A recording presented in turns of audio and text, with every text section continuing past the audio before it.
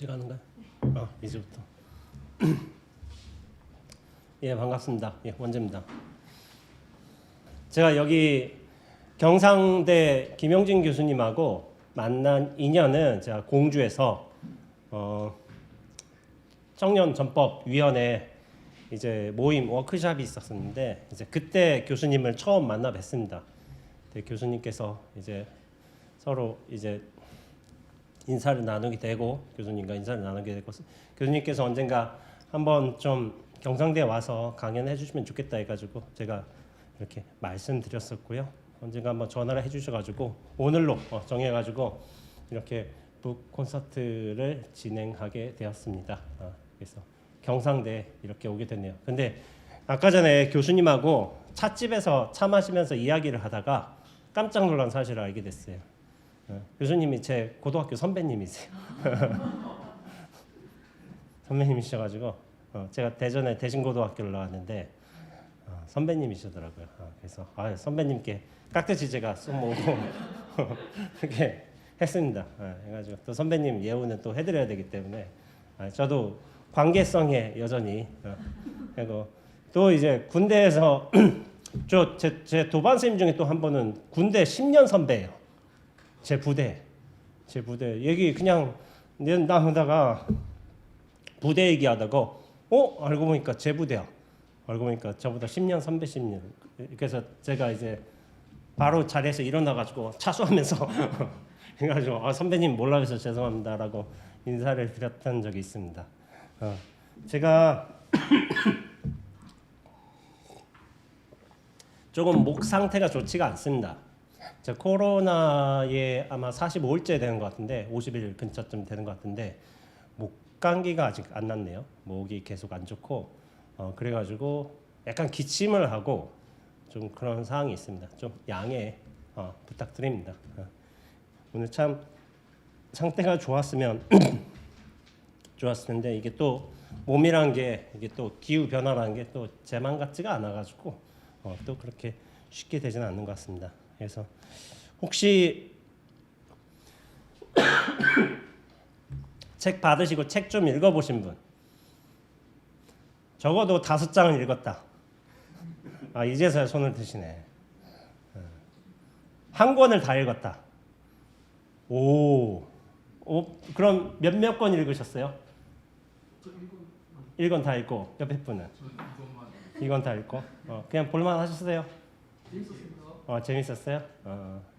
나중에 1권 읽으신 분은 2권 받아가시고 2권 읽으신 분은 1권 받아가세요. 그러시면 됩니다.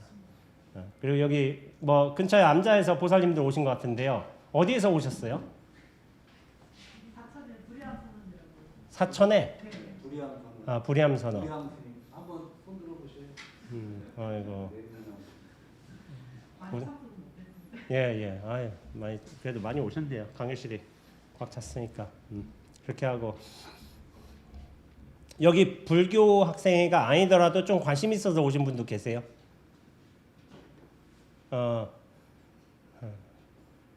그러시구나. 경남대 학생들도 몇 명 오시고. 경남대 학생 오고 계시다고요? 그러세요? 아이고 먼 데서 오시네. 지금 시작. 천천히 하세요.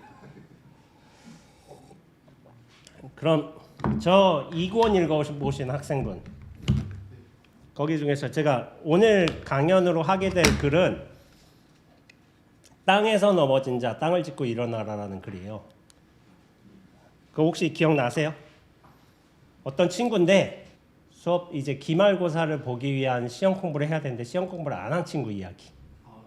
그렇죠. 아버지가 또 돌아가신 이야기. 그 친구의 이야기인데 그 친구가 되게 저한테는 인상적인 친구였어요. 김홍철이라는 친구인데 지금 어디 회사 다니냐면은 증권회사 다녀요. 제 이름은 까먹었어요. 예전 뉴욕 시장 이름 증권회사인데. 예? 블루. 뭐야? 블룸버그. 블룸버그 회사에 다니고 있어요. 거기 되게 좋은 회사라는데 맞아요? 네, 엄청 좋은 회사라고 하더라고. 저번에 만나서 밥 먹었어요, 같이. 와이프도 만나고 이제 그렇게 하고 있는데 이 친구의 삶은 좀 실패한 삶이에요. 어떤 특정 부분에서 실패한 삶인데 이게 오늘의 제가 하게 될 주제는 선택으로 하게 된 실패의 이야기예요. 실패를 선택한 사람의 삶의 이야기. 제가 이렇게 세계 일주 하다 보면은 현지인들을 우선적으로 만나는 원칙이 있었어요. 왜냐하면은 그 나라 가면 그 현지인들을 만나고 불교에 관심 있는 사람들 이야기도 해보고 수혜, 진리, 깨달음 여러 가지 주제에 관해서 이야기를 하는 게 제 원칙이었습니다. 그게 어떻게 보면 당연하죠. 당연한데 그럼 카우치 서핑이라는 사이트가 있었어요. 거기서 제가 카우치 서핑에서 이를테면 검색어 기능이 있어요. 검색어 기능. 그러면은 현지에서 같이 지낼 수 있는 어떤 홈스테이 어떤 친구들을 찾는데 검색어에서 이를테면 부디즘 아니면 메디테이션 아니면 젠이라는 거라든지 아니면은 뭐 practicing이라든지 뭐 그런 단어를 검색해가지고 그거에 관심 있는 사람들이 쭈르륵 뜨는 거야. 그러면 부디즘과 메디테이션에 관심 있다 한다면은 제가 카우치 서핑을 신청하면은 많은 분들이 이제 저에게 승낙을 해줘요. 우리 집에 와라. 같이 한번 이야기를 해보자. 더군다나 이제 한국에서 온 스님 하나가 세계 일주에서 카우치 서핑하고 있다. 홈스테이를 찾고 있다. 그런데 저는 이제 선수행을 한 스님이라고 해요. 이제 여러분들 아마 다큐멘터리 같은 데 보시면 아시겠지만 스님들이 이렇게 앉아서 좌선하고 있잖아요. 그러다 옆에서 막 한 스님 때리려고는 아니죠. 졸면은 이제 경책하려고 이렇게 준비하고 있는데 그런 용맹정진 과정도 이제 거쳐봤고 이제 선수행을 제가 좌선 정진을 3개월 동안 여름 3개월, 겨울 3개월, 여름 3개월을 하한거라고 해요. 여름 하자 쓰고 90일 하고 겨울 3개월 그걸 동한거라고 합니다. 그래서 안거 수행을 제가 지금까지 28한거를 났습니다. 28한거가 적은 한거수는 아니에요. 여러분들 감이 잘 오실지 모르겠지만은 주변에 28한거 난 스님 별로 없습니다. 물론 제 주변에 엄청 많아요. 50한거, 60한거 이런 분들 너무 많아요. 70한거, 80한거도 있으시고 어떤 스님은 100한거예요. 100한거. 50년을 내리 선언해서 정진하신 거예요. 나이가 80몇이신데 100한거. 그러니까 사실 이게 안거수도 웃긴 게 재밌어. 이게 내가 2한거, 3한거는 되게 중요해. 4한거, 5한거. 근데 한 50한거 넘어봐야 세지도 않아 이제. 그때부터는 세지도 않아. 50 플러스로 끝내버려야 돼. 어떤 스님들은 50하고 그냥 플러스를 끝내버려. 다 세지도 않아. 왜냐하면 그게 더 이상 의미가 없는 거야. 근데 저는 아직 세고 있죠. 28한 거라고. 아직 유의미한 숫자인데 이게 한 40한 거, 50한 거 가면 의미가 없지 않을까? 그런 생각이 들어요. 그렇지만 이게 그런 것도 있어요. 여러분들 대학생이셔서 아시겠지만은 21살, 22살 차이 크죠? 대학교 1학년, 2학년 차이 있잖아. 엄격한 위기에. 근데 이제 교수님 연세나 저 스님 연세쯤 되시면은 별로 의미가 없습니다. 한두 살 차이는. 그냥 대충 친구 먹어요. 제가 알고 있기로는. 그런 경우가 많아가지고 그런 거예요. 저도 아직은 뭐 승납이 18년밖에 안 됐지만은 절집에서 18년이 있었습니다. 그러니까 뭐 그렇게 긴 기간도 아니고 적은 기간도 아니에요. 어떤 회사에서 18년 있었다 한다면 대부분 차장이나 좀 빠르면 부장 정도는 가죠. 부장 정도는 가지만은 절집에서는 제가 아직도 거의 나이로서 막내 역할을 하고 있습니다. 18년 차 됐는데도 뭐 스님들이 많이 안 들어오세요. 그리고 들어오셨다 하더라도 연세가 많으세요. 그래서 저보다 형님들이 많으세요. 저는 28에 출가를 했고요. 올해 윤석열 나이로 44살입니다. 44살. 그래가지고 이렇게 됐지만은 여러모로 긴 것 같은 시간일 수도 있고 어떻게 보면 그렇게 길지 않은 것 같은데 저는 세계 일주를 한 적이 있어요. 아마 제가 세계 일주 했다는 거 아신 학생분들 계셨어요? 제가 세계 일주를 했다. 이 책 보고 하셨죠? 그 전에도 유튜브 통해서 학생이세요? 예, 그러시구나. 제가 세계 일주를 했습니다. 34살부터 36살까지 했어요. 제가 세계 일주를 했는데 어떻게 보면은 지금 30살만 해도 되게 어떤 청년의 느낌이 있어. 과거에는 30살만 돼도 결혼을 했어요. 그래서 이를테면 가족 부양을 했기 때문에 어른의 느낌이 굉장히 강했어요. 35살만 해도. 근데 지금 시대는 그래요. 35살이 어른으로는 잘 인정을 못 받는 것 같아. 내 생각은. 35살이 약간 뭐랄까 아직 20대의 가장 연장선에서 그렇게 지내시는 분들도 많은 것 같고, 과거에는 이제 30대 된다는 건 뭐냐면 가정을 대부분 꾸렸어요. 엄마 아빠가 돼 책임감을 가져 그리고 열심히 일해. 그렇지만 지금은 30대 돼서도 결혼 안 하신 분들 많잖아요. 많고 이제 제 주변에도 많아요. 근데 제가 외국에서 이제 여행을 다니면서 외국 분들을 많이 만나게 되지만은 그래도 무슨 일이 있었냐면 인도에 돌아다니다 보니까 무슨 일이 있었냐면은 한국 사람들이 보고서 스님 아니세요 이런 거예요. 그러니까 스님 맞다고 하니까 이제 인도 여행을 하다가 스님 보는 것도 좀 신기하잖아. 그러니까 얘기를 거는 거예요. 얘기를. 그래서 스님 해가지고 이제 거기에 이제 기독교 학교 다니는 친구들이 있었어요. 신학대학. 이게 불교에 대해서 알고 싶다고. 그런 친구들도 얘기를 걸고, 아니면 평상시에 불교에 관심이 있거나 그런 분들이 또 이제 얘기를 거는 거야. 그런 일들이 있어가지고 제가 좀 노선을 바꾸게 됐어요. 왜냐하면은 한국 사람들, 물론 외국에 나와서 외국인들과 한국 불교에 관해서 어떤 수행에 관해서 이야기를 나눈 것도 괜찮지만은 한국 분들도 사실은 스님들하고 이야기 나눌 수 있는 기회가 없다는 거예요. 없다는 거. 절에 가면 스님들 만날 수 있을 거라고 생각하거든요. 딱 차 한 잔 주고. 근데 생각보다 그게 없어요. 왜냐하면 스님들이 다 바빠요.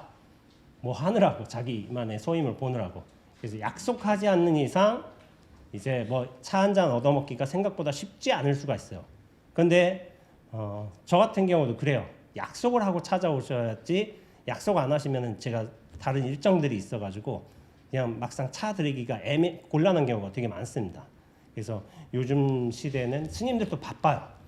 이게 막 해가지고 차 한 잔 드시고 가시게나 뭐 이런 경우가, 이제 교수님은 젊으셨을 때 그런 거를 좀 많이 경험해 보셨을 것 같아요. 근데 지금에는 좀 그게 많이 달라졌죠. 약속을 잡지 않으면은 스님들과 차 한 잔 하기도 되게 쉽지 않은 세상이 된 겁니다. 그래서 제가 한국 친구들을 많이 만나게 됐어요. 만나게 되는데, 근데 이제 남아공 같은 데서 여행하다 보니까 한국 친구들이 이게 모이는 습성이 있어요. 서로 한국에서 살던 사람들 해가지고 다 모여가지고 제가 남아공에 다니면서 어떤 친구들 몇 명하고 같이 이제 투어를 하게 된 거야.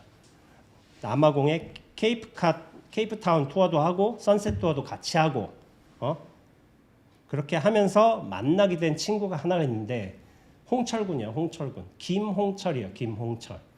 제가 이 친구한테 양해를 구해서 이름까지 다 실명을 밝히는 걸로 그렇게 했습니다. 그러니까 본인도 흔쾌히 수락을 했고요.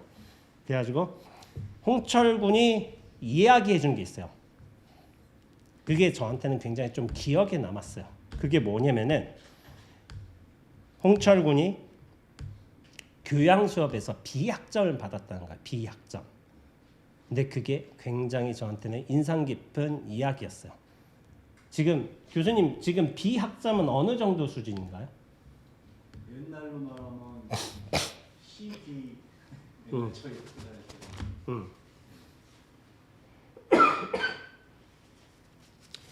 그런데 원래 학점의 그 비율이란 게 있지 않는가요? 네, A, B, C, D. 근데 비학점이 그렇게 높은 학점으로 치진 않잖아요, 요즘에는. 네, 중간. 그렇죠. 20% 이내만 A를 주고. 예. 비학점은 좀 네. 커버되는 게 큰가요? 네, 50%까지 교수 재량에 따라서요. 이거 정해져 있어요. 정해져 있어서요. 그러니까 비학점이 썩 좋은 학점은 아니잖아요. 네. 그렇죠. 근데 이 홍철군이 비학점을 맞았다는 거야. 비학점. 저희 때만 해도 비학점은 그냥 저는 괜찮았는데. 저는 괜찮았거든요. 그래서 비가 왜 문제가 되지? 나 같으면 그냥 가는데. 근데 비학점에 대한 얘기를 한 거야. 근데 이 교양 수업에서 이 친구가 굉장히 좋은 내용을 듣게 된 거예요. 왜냐하면은 자기가 당시에 고민하던 문제들, 어떤 철학적인 고민들, 어떤 인생에 대한 방향들, 그런 것들을 설정하기 위해서 굉장히 좋은 자료들, 어떤 과거 살아왔던 사람들의 철학가의 어떤 종교의 어떤 영성가들의 이야기를 그렇게 해준 거예요. 그러니까 이 교양 수업을 받고서 굉장히 내용에 심취해가지고 굉장히 뿌듯하게 들었어. 그래서 자기가 어떤 학교에 다니면서 가장 인상 깊었던, 가장 마음에 들었던 그런 수업 중에 하나였어요. 그러니까 이 친구는 근데 아이러니한 게 그 수업 이름을 기억조차 못해요.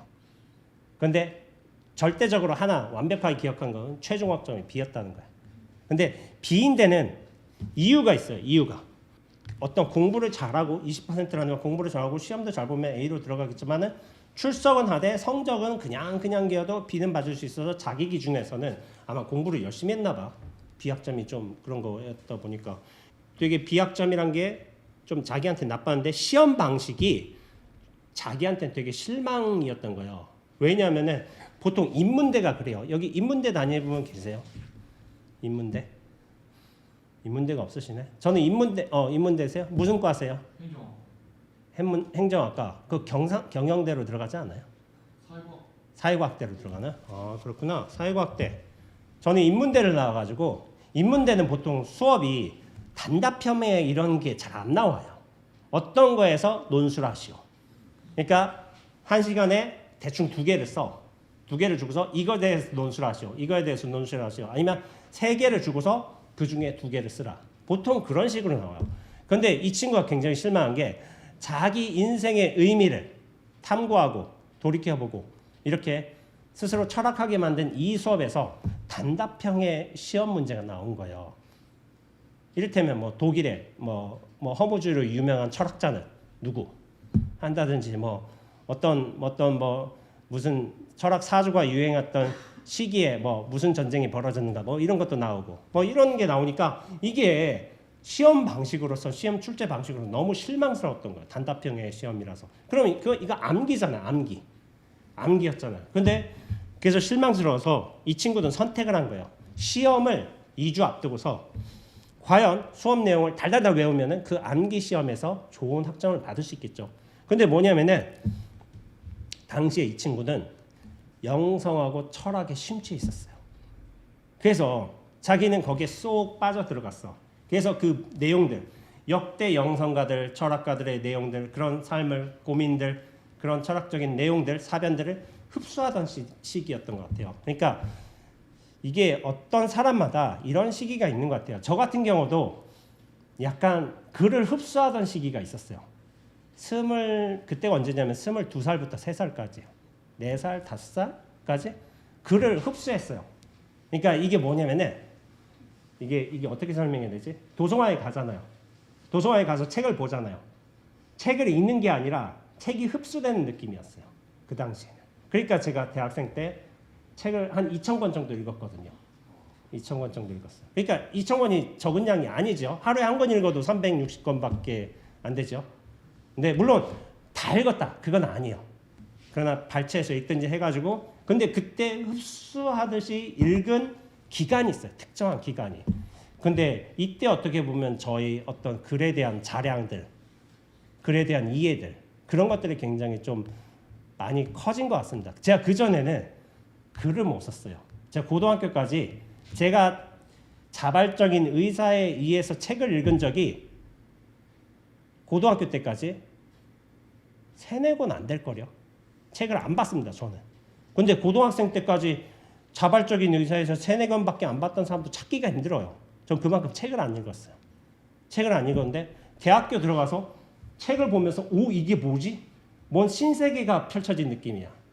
그래서 가장 좋아하는 게요. 대학교 도서관 가는 거였어요. 도서관 가서 오래된 책 냄새 맡을 때 너무 행복했어요.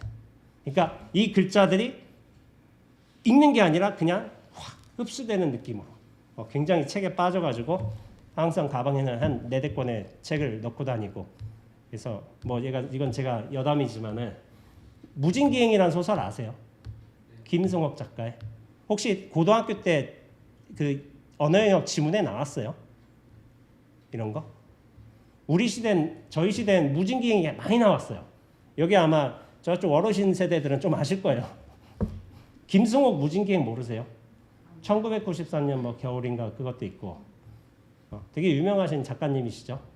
저한테는 굉장히 좋은 분이었는데 20대 청년의 우울함을 날것으로 표현해 주셔가지고 저는 그 책을 들고 다니는데 한 번은 거기에 간 적이 있어요. 순천에 갔는데 순천이라는 도시가 이제 무진기행을 쓴 배경의 도시예요. 무진, 안개무자, 나루터 진짜, 안개나루라는 곳인데 거기 갔다가 재미난 기억이 있었어요. 밥을 먹었어요. 그때 대학생이었죠. 그때 식당 가서 밥을 먹고 관련된 순천에 요 지역에 요 무진 쪽에 요 대대포라고 하는데 대대포 쪽에는 숙박업소가 없는 거예요. 그냥 어디 여관만 있어도 잡겠는데 순천 시내까지 나가야 된다는 거야. 그래서 근데 버스도 없어. 그러니까 주인장이 여기 왜 왔냐고 하니까 나 무진기행 읽고서 김성호 선생님이 여기서 무진기행을 쓰셨다고 해서 왔다고 하니까 그때 무슨 일이 있었냐면은 숙소 주인장 어르신이 그럼 여기서 하룻밤 자고 가라는 거예요.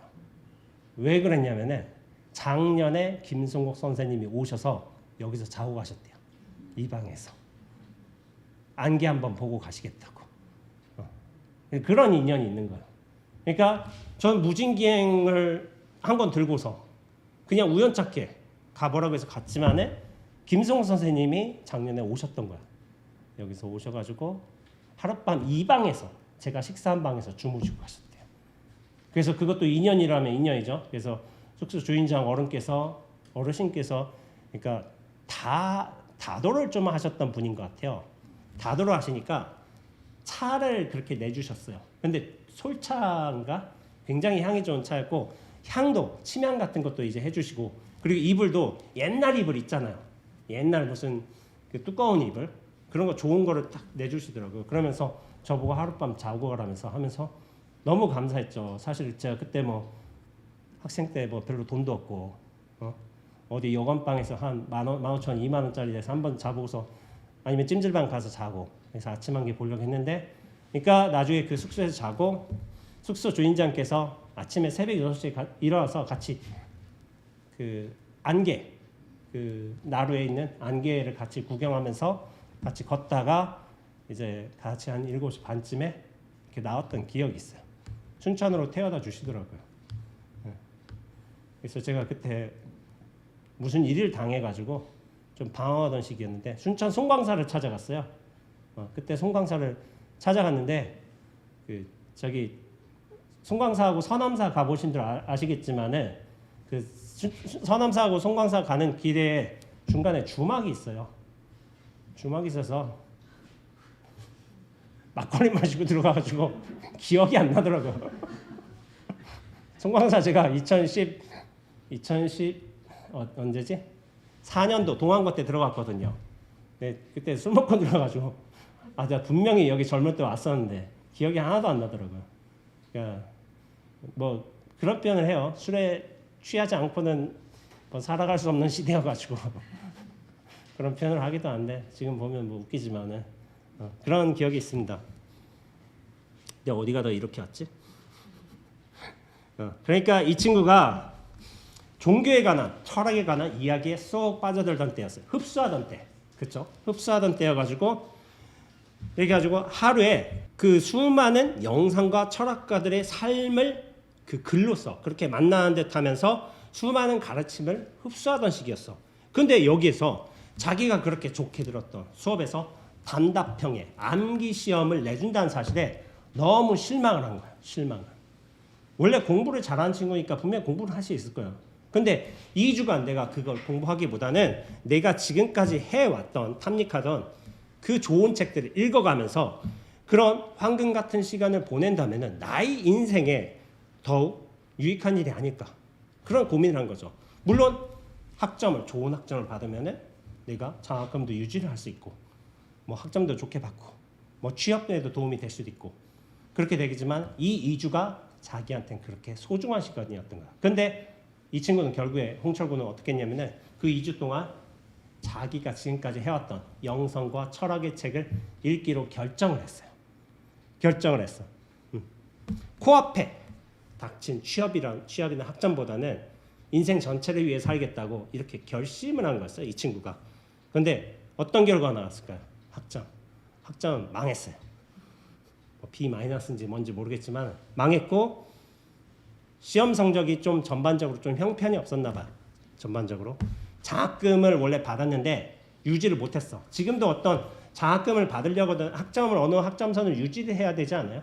뭐가 있는 게 아닌가? 그런 게 있을 거예요. 그래서 결국에는 뭐냐면 다음 학기 등록금을 위해서 알바를 해야 됐어요. 알바를 해야 됐고 그런지만 B를 맞았어. 근데 뭐냐면 이 친구가 묘한 걸 느낀 거예요. 분명히 실패한 학점이죠. 실패한 학점 자기한테는. 근데 뭐냐면은 이상하게도 그 비학점을 맞으면서부터 자신감이 생기기 시작한 거예요. 난 뭐든 할 수 있겠구나. 그런 자신감이 생겼어요.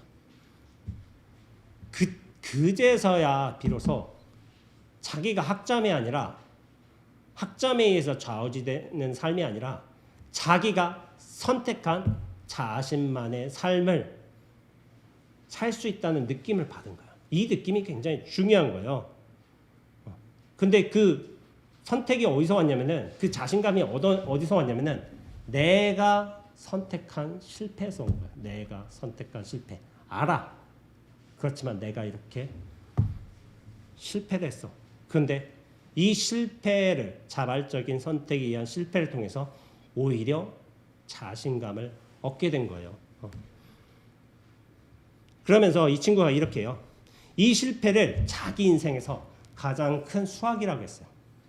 저한테 표현하기를. 그러니까 제가 이 말을 들으면서 이 친구가 말도 잘했어요. 말도 잘했고 청중의 어떤 시선을 끄는 이렇게 이목을 집중시키는 그런 능력도 강했고 그러니까 경험도 범상치 않고 그러다 보니까 제가 굉장히 귀 기울여 들었죠. 어떤 의미에서 제가 세결조하면서 약간 귓등으로 듣듯이 말듯이 하는 경우도 있는데 이 친구는 굉장히 뭐랄까 언변 능력도 탁월했고 내용도 신기하고 해가지고 듣게 되었지만은 이 친구의 그런 자발적 실패 경험담을 들으면서 저는 무슨 생각을 했냐면은 이 친구 나하고 비슷하네 이 생각을 했어요. 나하고 비슷하네 그 생각을 했어요. 저도 자발적 실패의 경험담이 있습니다. 그게 뭘까요? 저 김해에서 오신 보살님, 제가 그 다음에 언급하는 자발적 실패의 경험담이 뭘까요? 다시 한번 읽으세요. 제가 학교 다니면서 이 친구는 B학점이잖아요. 저는 D학점을 하나 맞았어요. D학점. 저희 때 D는 그냥 F 그냥 위였어요. F 위. F하고 사실은 분간이 안 될 수도 있어. 어떤 의미에서. 근데 저는 D학점 하나를 받았어요. 원래는 F여야 돼. 근데 F를 안 주시더라고 교수님이. 원래는 F여야 돼요. 왜냐하면 전 시험 때 100질 냈습니다. 100질 냈는데 보통 100질 내면 F 받아야 돼요. 근데 저는 D를 받았어요. D를. 그러니까 그 교수님도 기리성 교수님이신데 얼마 전에 이제 돌아가셨어요. 며칠 전에 기사를 봤는데 F가 아니라 D학점을 제가 인생에 처음 맞은 D학점인데 이게 근데 재밌어요. 제가 D학점을 맞은 과목 이름이 뭐냐면은 불교의 이예요. 저 불교의 이에서 D를 맞았습니다. D. 근데 제가 지금 스님으로 살고 있잖아요. 이게 아이러니한 거지 참. 근데 저는 제 불교의 시작을 D로 시작했어요. D. 근데 D로 시작한 이유는 있긴 하죠. 백지를 냈기 때문에. 근데 엄격히 말하자면 완벽한 백지는 아니었어요. 왜냐면 한 줄을 썼어요. 한 줄. 교수님 다음 수업 때 뵙겠습니다. 그래서 이렇게 그 한 줄을 썼어요. 그러니까 거기서 D를 주셨나 봐. F는 안 주시고. F 맞은 친구도 있어요. 다 썼다가. 다 썼는데 F 맞은 친구들도 있어. 뭐냐면은 이제 불교 전반적인 이해를 다 하시거든요. 티베트 불교도 하고 초기 불교도 하고 부처님 생애도 하고 불교 전반을 다 다루셨어요. 근데 이제 대승불교에서 굉장히 중요한 보살 사상이라는 게 있어요. 보디사트바. 그거에 관해서 논하시오. 이렇게 우리가 그렇죠. 이 문제에서는 한 3개 주고 그 중에 2개 쓰는 거예요. 보디사트바에서 논하시오 했는데 제 아는 친구들은 F 맞았는데 왜 F 맞았냐면은 보살 사상에 대해서 논하시오 하고서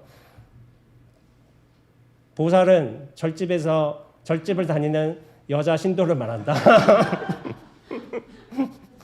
나이가 많으면 노보살님, 젊으면 애기보살, 부엌에서 일하면 공양주라고 부른다. F 맞았어, F. 결국에 가차없이 날려버리시더라고요. 억울해하더라고. 왜 나는 D 맞고 자기는 F 맞았냐고. 다 썼는데.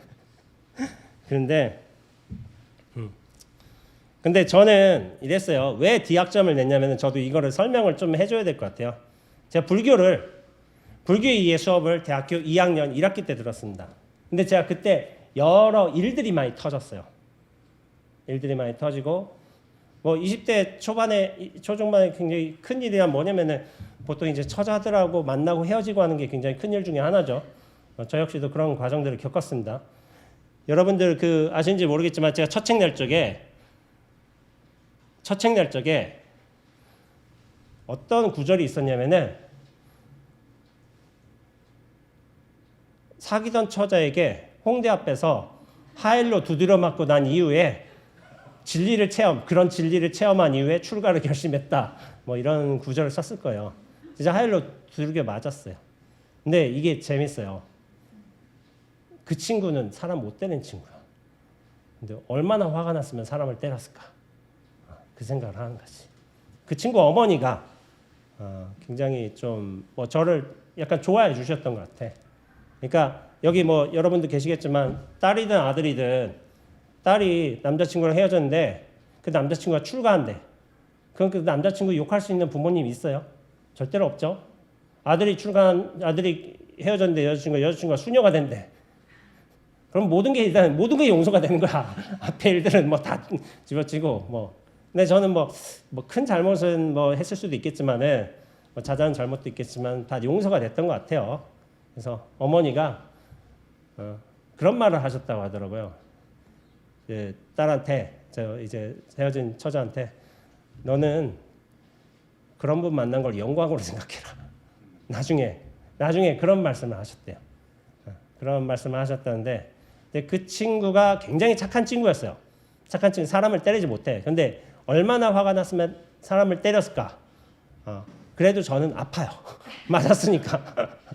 맞았어요. 아파가지고 사람 패놓고 미안하다고 하냐고 이렇게 이제 제가 단문했던 기억이 있는데 그것도 과거의 일인 것 같아요. 근데 저는 그렇게 힘든 대학교 2학년 1학기 시절이었지만은 그때 어떻게 보면은 수많은 고민들이 있었어요. 인생의 방향성, 난 무엇을 위해 살 것인가, 어떤 걸 인생의 가치로 정할 것인가 그런 고민들이 있었는데 그런 고민들을 탐구하게 해준 시간이 불교의 이해였던 거예요. 특히나 불교에 들으면서 저희 공사상을 들으면서 이제 중간에 공사상이라는 게 나오는데 저게 도대체 뭘까? 진공묘유란 게 있는데 진정으로 텅 비어 있지만은 묘하게 존재하고 있다. 저게 도대체 뭘까? 하면서 굉장히 많은 고민을 했던 것 같아요. 물론 제가 공사상에 대해서 논하시오 쓸 수 있었어요. 저도. 왜냐하면 저도 고민한 게 있고 배운 게 있고 들은 게 있고 하니까. 근데 뭐냐면은 그 수업 때는 쓰고 싶지가 않았어요. 그러면서 무슨 결심했냐면은 나 이 불교 공부 처음부터 다시 하겠다.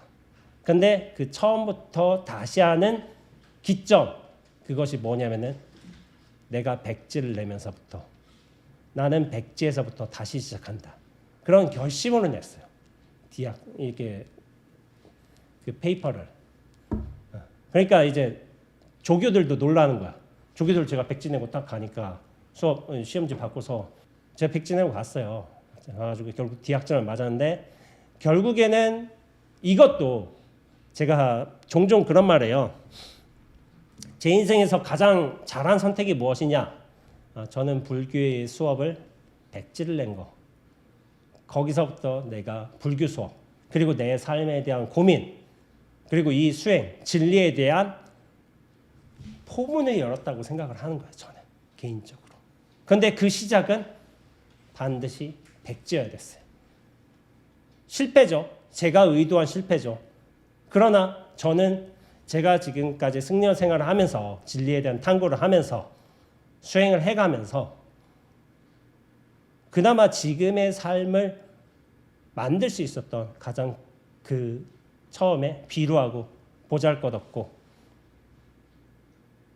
그런 학점 D가 그 첫 시작이었던 거예요. 지금은 저는 나름대로 잘 살고 있다고 생각을 해요. 제 기준에서는. 수행도 열심히 해봤고 경계도 여러 치러봤고 어록도 읽어보면서 야 이런 의미였구나 하고서 새록새록 탁탁 들어오고 경전에 관한 이야기도 하고 있고 물론 제가 경전 공부를 하진 않습니다. 그러나 쓱쓱 보면 쓱쓱 또 읽히니까 그런 재미가 있어요. 재미가. 성공부를 하다 보니까. 그래가지고 이 친구와 저하고 굉장히 비슷하다는 생각을 하게 된 거예요. 여러분들 젊어서 하는 실패는 뭐죠? 돈 줘서라도 한다 그런 말 있나? 근데 이제 저도 실패를 굉장히 많이 했어요. 어떤 의미에서?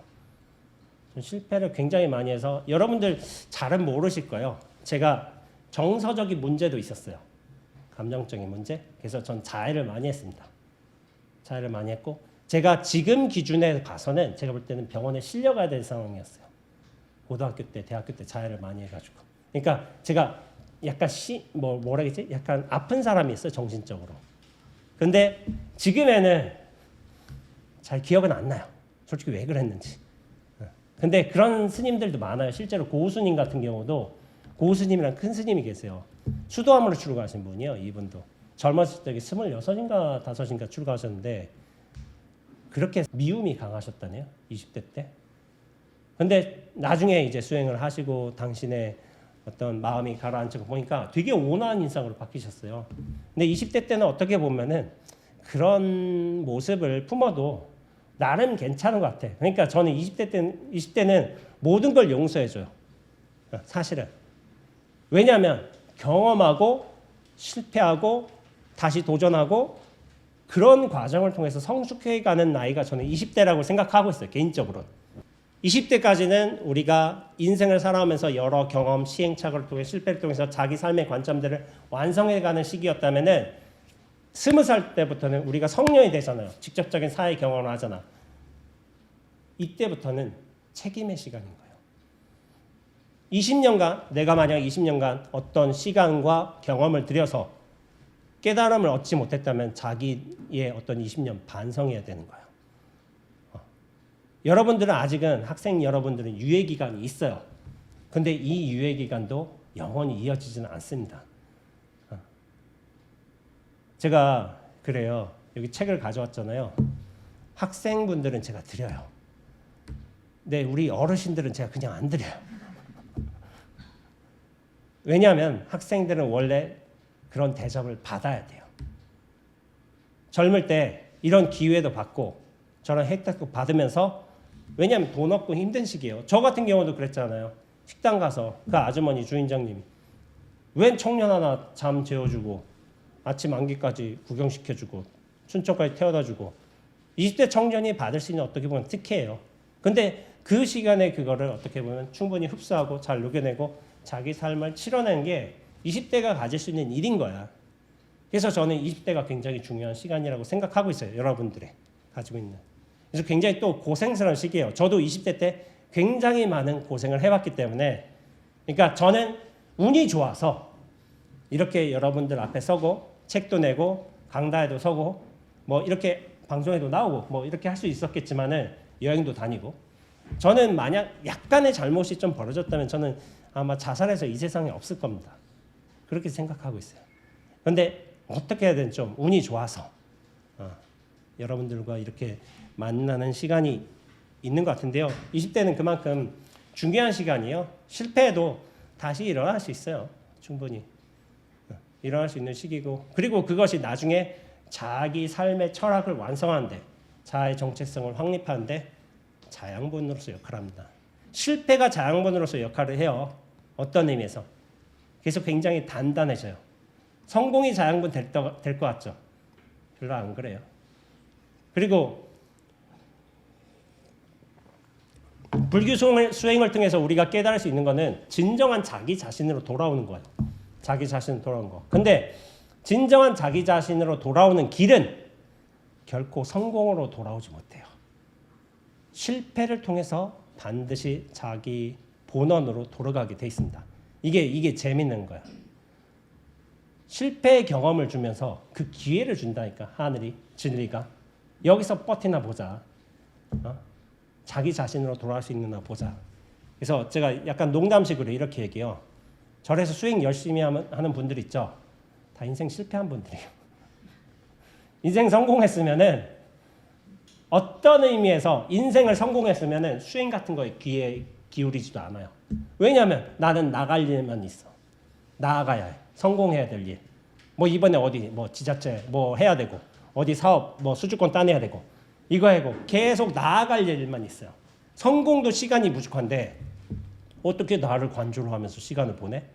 그런데 실패의 경험을 맞이한 사람들이 어떻게 보면 자기 자신으로 돌아올 수 있는 기회를 맞이하는 거예요. 부처님도 그래요.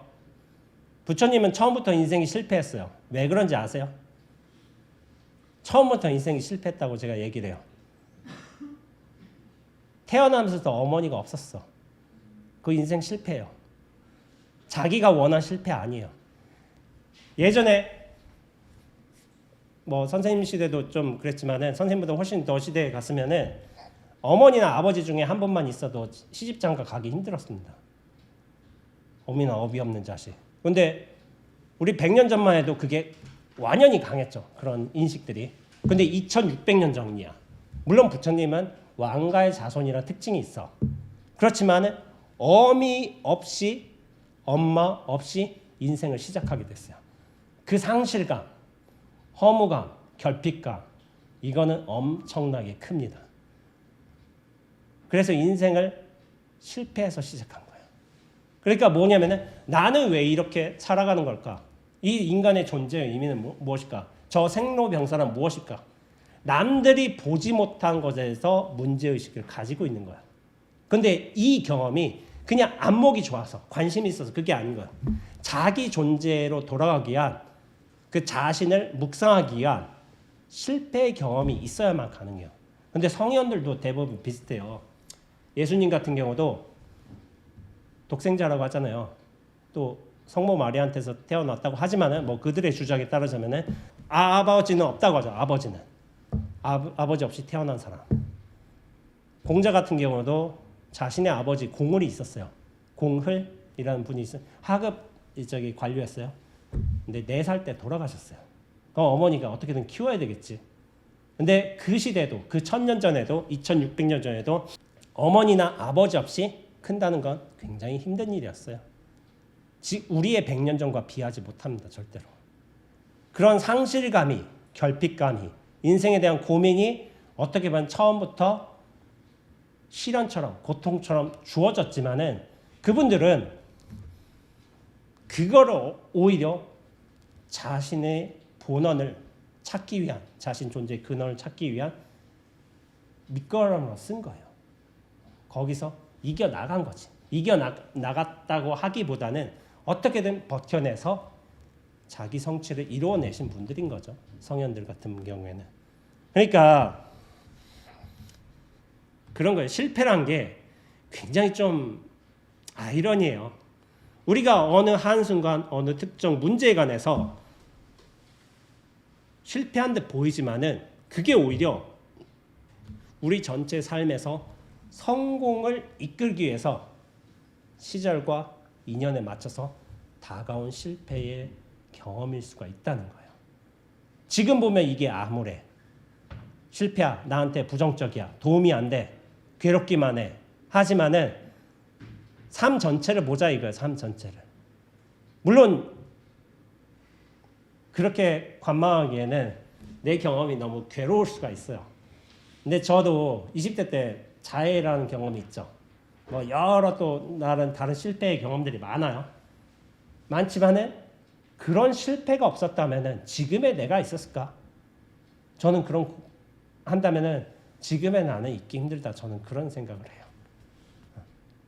그런 실패, 관조, 자기 탐구 이런 것들이 끊임없이 중첩이 되면서 출가라는 하나의 큰 일, 큰 사건이죠. 개인 인사에서는 출가라는 큰 사건을 만들어내고 지금까지 선호해서 무난히 정진하고 자기 안목도 뭐 경계 따라 이렇게 인연 따라 어느 수준까지 가고 그리고 그것을 책이란 형태로 어떤 강연이란 형태로 여러분들에게 전달할 수 있는 이런 기회가 어떻게 보면 제 인생 전체에서 도처에서 인연에 맞게 상황에 맞게 벌어진 실패가 있었기 때문에 저는 가능하다고 생각하는 거예요. 저도 그 자발적 실패죠. 백지를 낸 거, 그래서 D학점을 받은 거. 근데 저도 이게 가장 제 인생에 가장 잘한 선택이란 걸 말할 수 있었던 거는 이제 뭐 한 10년 전부터 그럴 수 있었던 것 같아요. 여러분들 지금 눈앞에 보이는 일이 되게 괴롭고 힘들고 어려운 일에 맞는 경우가 많아요. 근데 그렇게 힘들다는 거, 괴로운 거, 나한테 도움이 안 된다 그렇게 볼 게 아니라 필요한 인연에 따라 나한테 분명히 필요한 일이어서 이런 일이 오지 않았을까? 그런 생각을 한번 해보는 것도 좋다는 거예요. 어떤 일이 벌어질지 모르지만 이 사건이, 이 경험이 어떤 방향으로 나를 이끌어갈지 모르지만은 나에게 필요했기 때문에 그런 일들이 온 거예요. 그래서 저는 기독교에서 참 좋은 말들도 많다고 생각을 해요. 그래서 하나님, 뭐 기독교에서는 하나님이라고 할 수 있겠지만 우리는 그냥 진리라고 얘기돼요. 진리는 어떻게 보면은 우리가 꼭 견뎌낼 수 있을 만큼의 고통을 줘요. 우리가 견디지 못할 고통을 주는 경우는 없어요. 꼭 견뎌내서 이겨낼 수 있을 정도의 고통을 준다는 거예요. 그래서 실패라는 것에 대해서 여러분도 다양한 경험으로서 분명히 실패를 할 겁니다. 마냥 실패를 선택하라 제가 그렇게 권장하기 힘들겠지만은 그 실패를 바라보는 내 시선을 한 번 더 생각해 보는 게 좋을 것 같은 거예요. 실패라는 경험이 왔지만은 이것이 내 앞에 펼쳐진 장애물이 될 수도 있고 장애물이라면 걸림돌이죠. 걸림돌이지만 근데 이 실패의 경험을 듣고서 좀 더 내가 성숙하고 거기에 대한 방향도 재설정하고 나로 돌아오고 나를 점차 완성해 갈 수 있다면은 이 실패도 디딤돌이 되는 거예요. 내 앞에 돌이 있어. 큰 돌이 있어. 이것이 나를 가로막느냐 라고 해석한다면은 걸림돌이에요. 그러나 내가 이거 시선을 바꿔서 이걸 이쪽으로 돌리고 저쪽으로 넘어가 보고 한다면은 이것은 나의 성숙을 위한 분명히 디딤돌이 됩니다. 걸림돌과 디딤돌의 차이는 내가 그것을 바라보는 시선과 앞으로 내가 하는 행동 방식의 차이예요. 똑같은 돌이야. 누군가에게는 분명히 걸림돌이 되겠지만은 그걸 바라보는 시선과 나의 의지와 나의 노력효과에 따라서 그것이 디딤돌이 될 수 있다는 걸 말씀드리고 싶습니다.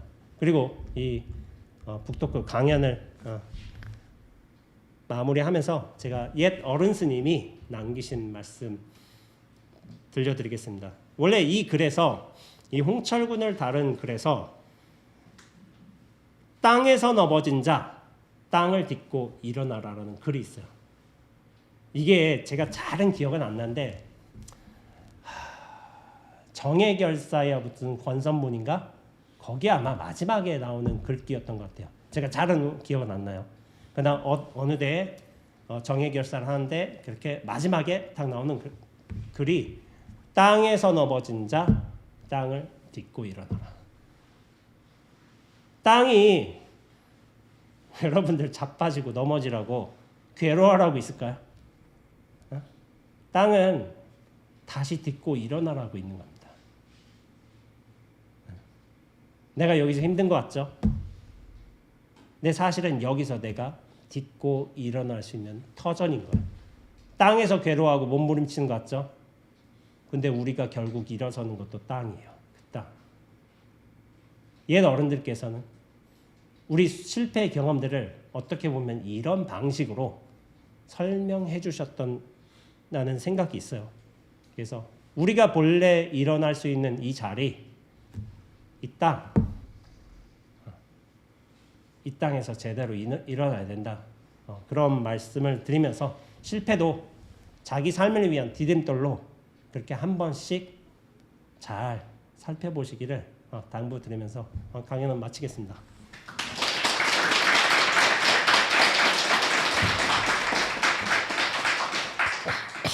네, 좋은 말씀 해주시는 원재 스님께 박수 다시 한번 부탁드립니다.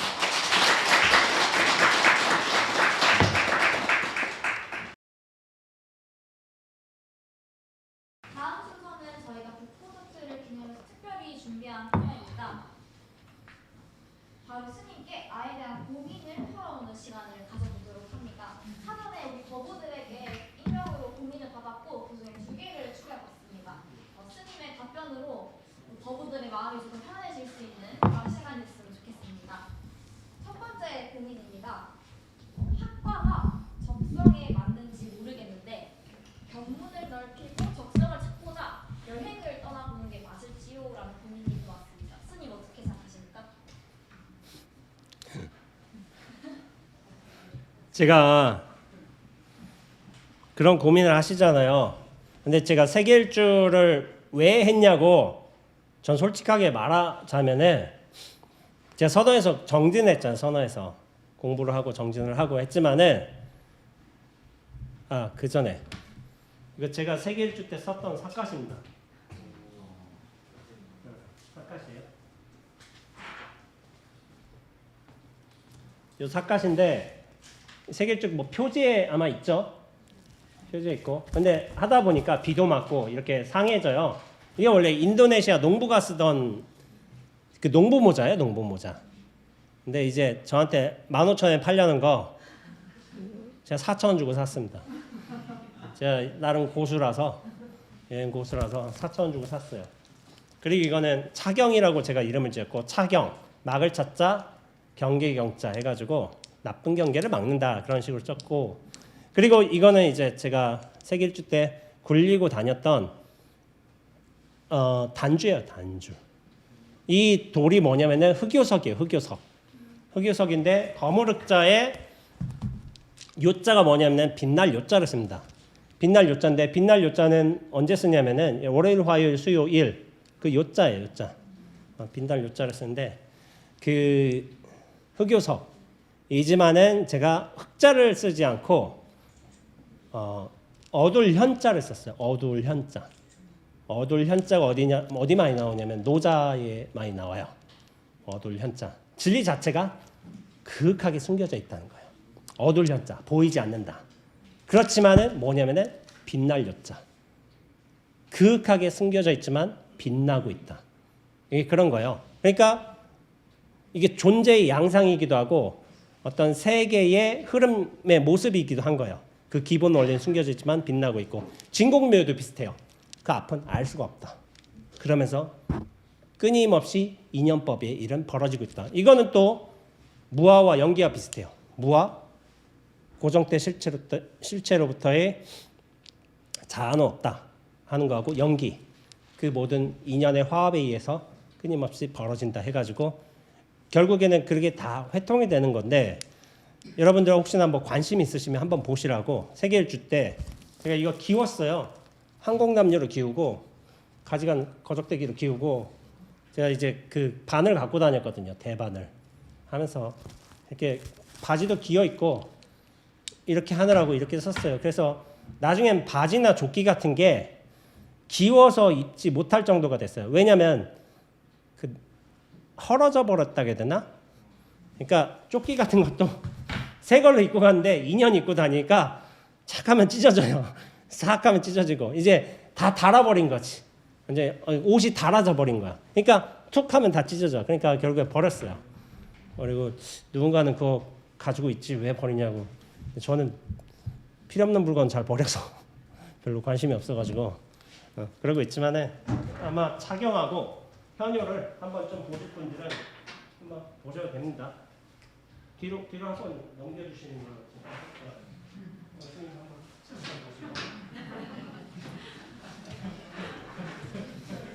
예, 한번 써보셔도 되고요. 나중에.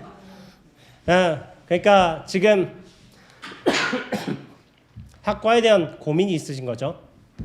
근데 20대 때요.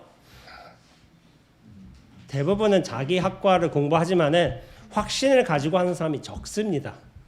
제가 볼 때는 내 학과에 정말 자신 있어. 나 이거밖에 길이 없다라고 생각하는 분이 있어요. 저는 그랬어요. 전 종교학과. 불교 만났잖아. 그러니까 또 취업도 절로 했잖아.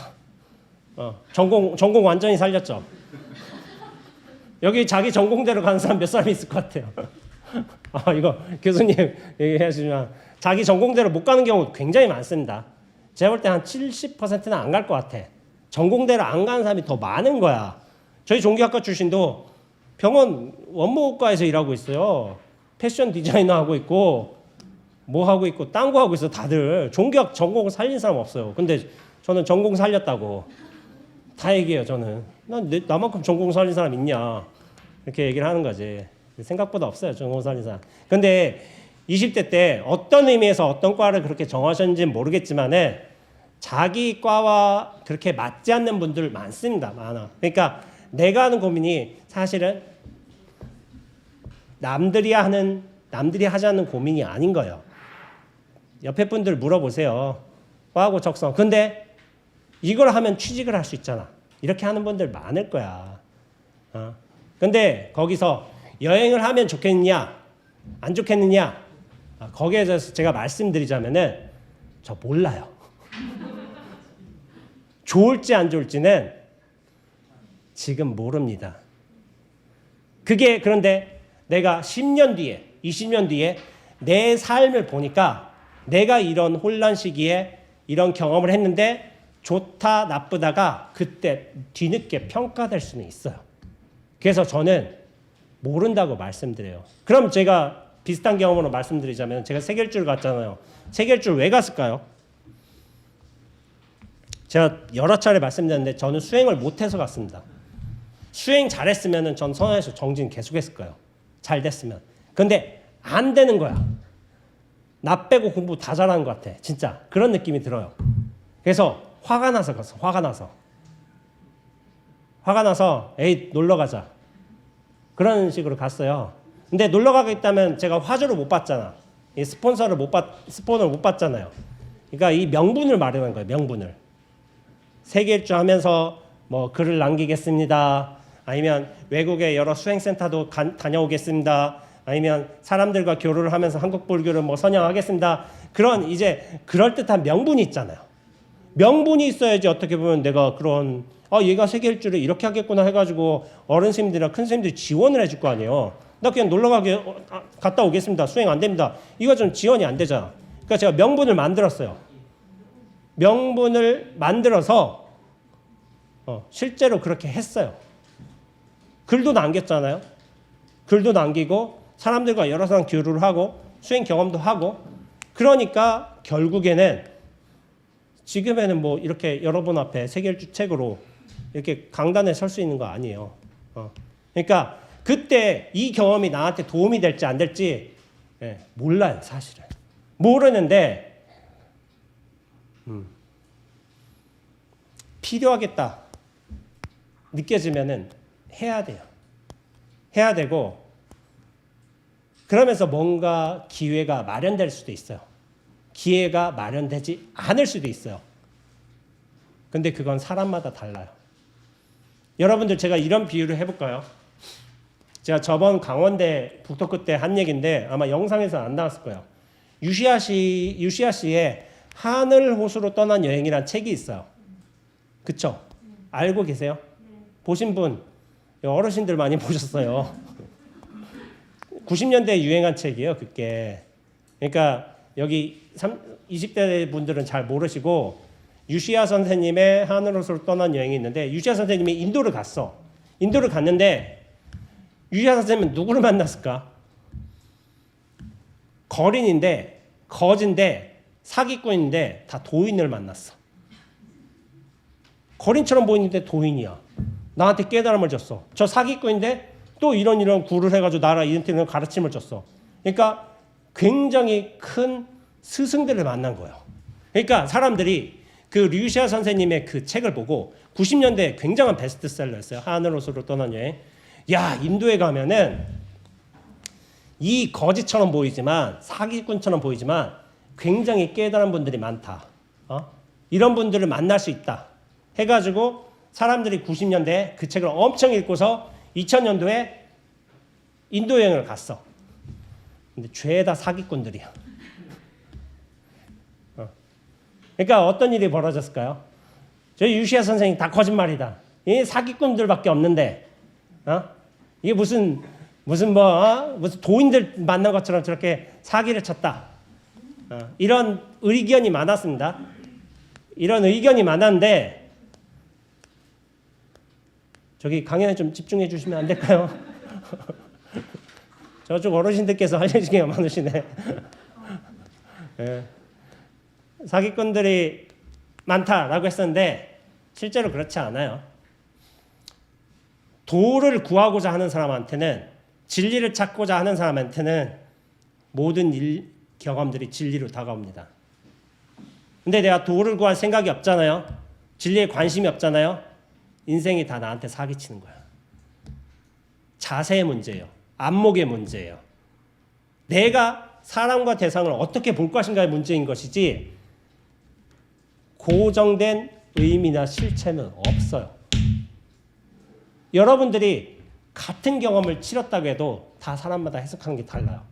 누군가는 분명히 이 경험을 통해서 자기 인생을 한 발 더 나아가게 하는 디딤돌의 사례로 삼는 사람도 있고 저거 인생 망한 거야. 실패한 거야. 저런 건 없어도 될 일이야 하고서 그 의미를 한정짓는 사람도 있어요. 일은 똑같아요. 경험도 분명히 똑같아. 근데 내가 어떤 자세와 마음으로서 사람을 만나는가, 대하는가, 어떤 방향으로 돌리는가, 그 문제의 원인은 거기서 의미가 확 달라지게 됩니다. 유시아 선생님은 도인 만났어요. 그런데 어떤 사람은 사기꾼만 만났어. 도인이냐 사기꾼이냐 그건 그 사람 수준에 따라 보이는 거예요. 절대로 규정할 수 없어요. 그래서 여행이 나한테 도움이 될 거냐 안 될 거냐 저는 몰라요. 모르지만 내가 어떤 자세로 마음가짐으로 여행을 하느냐에 따라서 분명히 내 삶에 대한 방향성에 대한 해답이 주어진 것처럼 올 때도 있고 이것이 그냥 별 의미 없이 그냥 보는 거, 느끼는 거, 먹는 거에 끝날 수도 있습니다. 자기 자신의 마음가짐을 한번 돌이켜보라. 이런 말씀을 드리고 싶습니다. 네, 감사합니다. 저 또한 요즘 고민이 있어서 여행을 떠날까 고민을 해보는 찰나였는데 스님의 말씀이 정말 저한테 오기라도 크게 와닿는 것 같습니다. 네. 이것으로 저희가 다시 한번 함께해 주신 원재 스님께 큰 박수 부탁드리겠습니다. 네.